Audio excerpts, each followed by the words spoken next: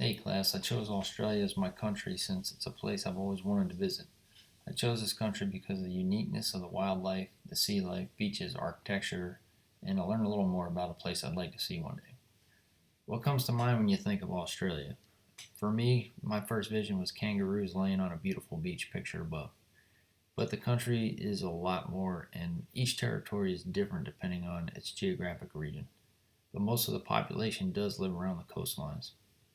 Instead of me trying to describe the country or famous places, I'd like to warm you up with a short 1 minute video on the next slide to give you a visual perspective on the native landscape, architecture, wildlife, and sea life.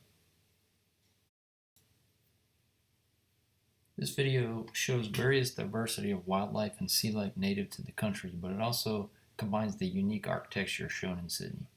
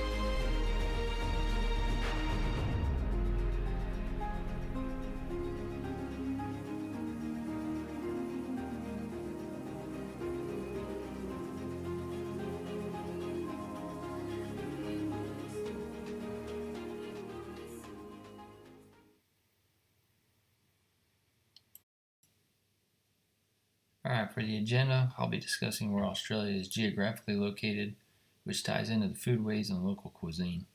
We'll talk about the language and dialect and how it was derived by the Aborigines and British settlers. Next, we'll discuss the religion in the outback, and I've also researched some interesting facts and information about the country that I saved for the end.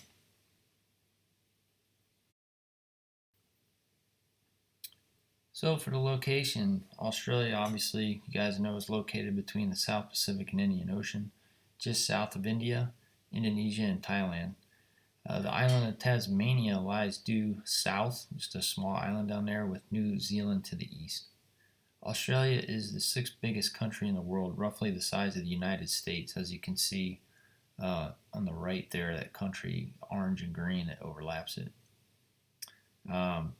Even though it's surrounded by water, it's not defined as an island because it is defined as a continent, making it the smallest continent in the world. The country is comprised of 7 territories. The mainland consists of Western Australia, Northern Territory, South Australia, Queensland, New South Wales, and Victoria, which is located on the southeastern corner. The islands of Tasmania and Papua New Guinea are located to the south and north of the mainland. New South Wales to the southeast is where the largest city of Sydney is located, not to be confused with the capital city of Canberra. You may be wondering why the flag looks British.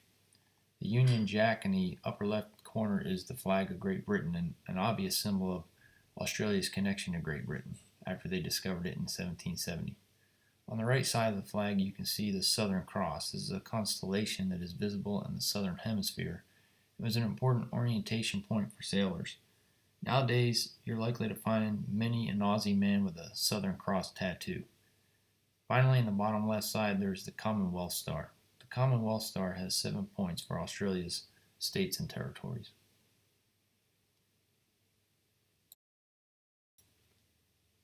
Australians enjoy a huge range of food reflecting the country's cultural diversity. Southern Europe has combined with Asia and the Pacific for new flavors and tastes. Italian, Chinese, Indonesian, Japanese, Greek, Thai, Malay, French, and Vietnamese restaurants are common, particularly in the metro city areas. Middle Eastern flavors are also rapidly emerging, with Moroccan and Lebanese flavors being used with local ingredients in mainstream cooking. Oceanic cuisine is pictured at the top, showcasing much of what Melbourne offers at local restaurants. Bottom left shows traditional Australian snacks, while the bottom right shows a traditional Australian meat pie. Traditional Australian food found on the continent is known as bush tucker.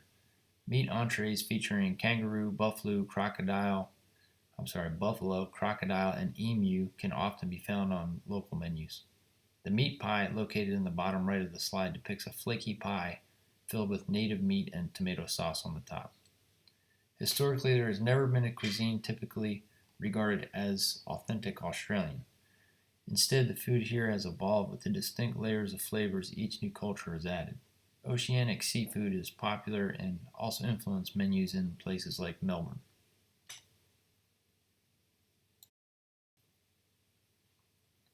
The Aborigines initially inhabited this continent. Their language is known as Creole, which now consists of over 300 dialects. They were noted for naming the iconic laughing kookaburra bird, which I'll talk about later in the presentation. They originally thought it was an evil bird by the way it laughed. They now only make up 1% of the nation's 22 million in population. James Cook from Great Britain discovered Australia in 1770. They began to use this land to house criminals and prisoners from Europe. They later sold Australia and in doing so killed thousands of the Aborigines. The distinct modern Australian dialect and sound of the way they command the English language comes from combining the British, Irish, and Aborigine dialects. Metro areas and bush areas have slightly different sounds to their dialect and accents due to the influence of British and Irish in larger metro cities. These cities still have a strong focus on schooling in proper English. A good example is comparing native Australian stars like Crocodile Hunter Steve Irwin or Crocodile Dundee's Paul Hogan to that of the more refined English accents of Nicole Kidman or Hugh Jackman.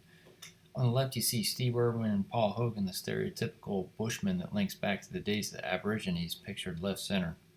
On the right you see Nicole Kidman and Hugh Jackman, which have become very famous, but appear to take after their English predecessor James Cook, who discovered the continent 250 years ago from Britain, pictured right center. I'll click on their speaker icon so you can hear their accents, see if you can detect the difference in how it's affected their culture. Here's Steve Irwin, Crocodile Hunter. Oh, crikey! Okay, here's the Crocodile Dundee star, Paul Hogan. Yeah, I was raised by the local tribe. I asked one of the tribal elders one day when I was born, and he said, in the summertime. Okay, here's Nicole Kidman. You never change from what you were at school. All of those things that you had going on at school, just you carry them with you. And lastly, Hugh Jackman. I get back to Australia. I will be there on the 20th of December, you do what middle is of it called? summer. Hot What? Christmas? What do you call it? Well, it is hot. Yeah. We just call it Christmas. But Okay. yeah.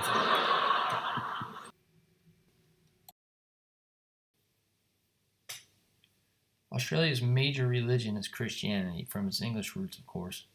The major denominations are similar to the U.S. They include Catholic, Anglican, Presbyterian, Eastern Orthodox, Baptist, and Lutheran. A 2016 census showed that 52% of the country practices Christianity, while 30% has no religious affiliation. The remaining 18% is split between non-Christian religions like Hinduism, Buddhism, and Islam. Christianity came to Australia with the first British settlers on the First Fleet.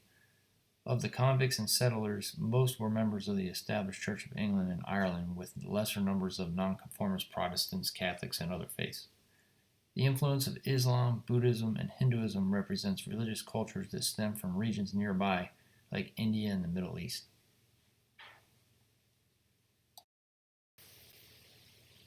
The laughing kookaburra was named by the Aborigines to mean laughing jackass. In their primitive belief of spirits, they thought the bird was evil. The kookaburra went on to become a national icon by broadcasting on radio as a bird named Jacko. The audible laughing noise has been used in many movies with jungle scenes, like Jurassic Park.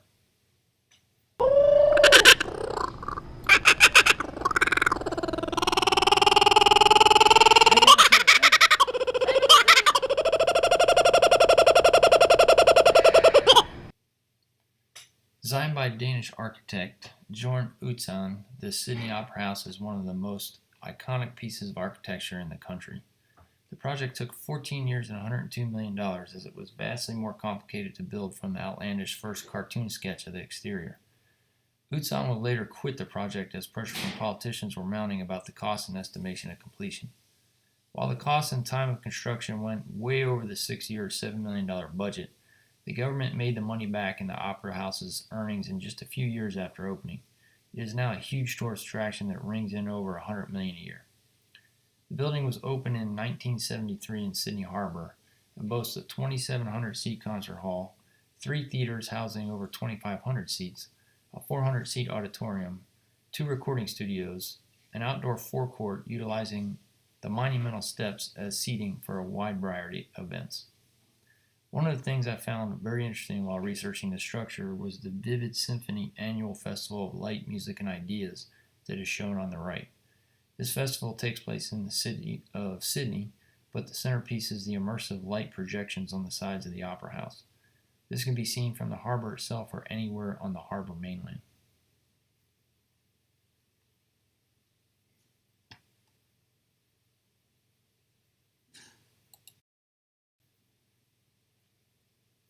I've been to a coral reef in Roatan, Honduras, which is a 3-mile island to the north of Honduras.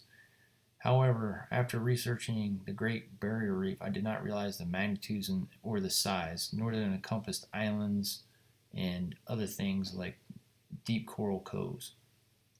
The Great Barrier Reef is the world's largest coral reef system, composed of over 2,900 individual reefs and 900 islands stretching over 2,300 kilometers over an area of approximately 344,000 square kilometers. The reef is located in the Coral Sea off the coast of Queensland, Australia. It's essentially that entire blue area to the east side of Queensland on the picture. I got a short video on the next slide to wrap this presentation up that describes the reef much better than words can.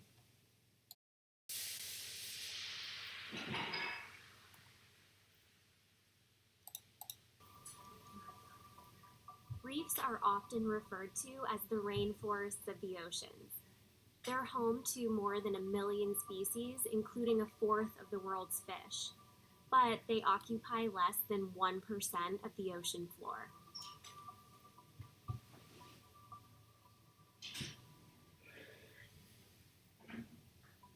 Sprawling off the east coast of Queensland, Australia, the Great Barrier Reef is not a single reef, but a group of more than 2,800 distinct systems.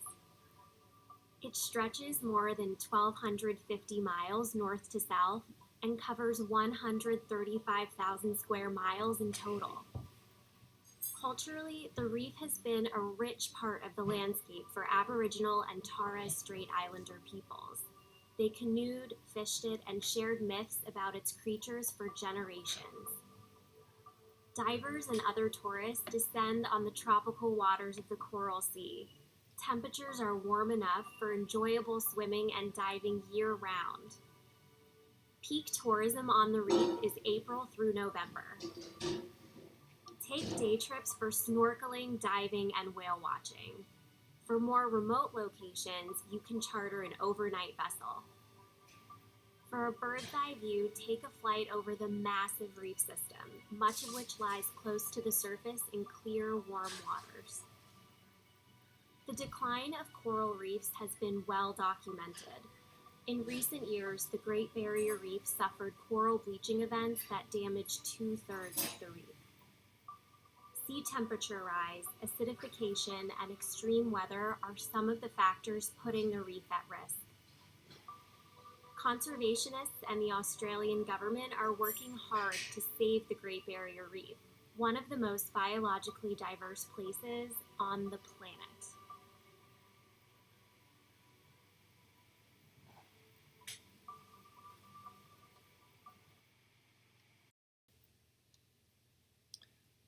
In conclusion, I discussed the transformation from the native Aborigines to eventually evolving to a multicultural background of primarily English and Irish settlers. Some were prisoners, which helped shape the language and dialect. Bush food and native meats are mostly the only food considered authentic to the country, while the food continues to evolve as a melting pot of European, Asian, and Pacific influences. Christianity, not surprisingly, is the dominant faith due to early English settlement and the faith of many of the prisoners transported to the country from Britain. Lastly, I discussed how modern-day Australia is defined by the unique architecture which plays into its culture of music in Sydney. I touched on the importance of the Great Barrier Reef and how the Aborigines named its iconic bird the kookaburra. Thanks for watching, and I hope you learned a little bit more about Australia.